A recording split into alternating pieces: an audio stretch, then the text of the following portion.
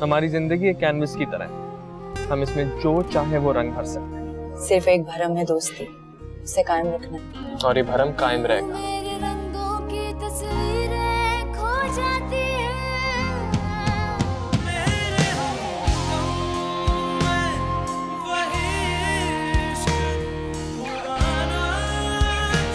मैंने तुम्हें देखते ही तुम्हारे स्टेटस का अंदाजा लगा लिया। कभी कभार अंदाजे गलत हो सकते हैं। डैड अभी कहाँ है और किसके साथ है ये जानती हैं आप? ये सब कुछ आपके किरदार को और मशकूक कर रही है। तुम्हारा शौहर तुम्हारे बच्चों का क्या, तुम्हारा भी नहीं रहेगा।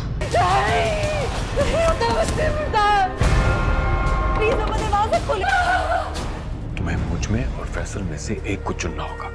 अब फैसला तुम्हारे हाथ में है। उसका सिर्फ यही जुर्म है ना कि वो आपकी तरह अमीर और कबीर शान शौकत वाला नहीं है। यही कसूर है ना उसका। बेटी को दर्द होगा तभी बाप को एहसास होगा।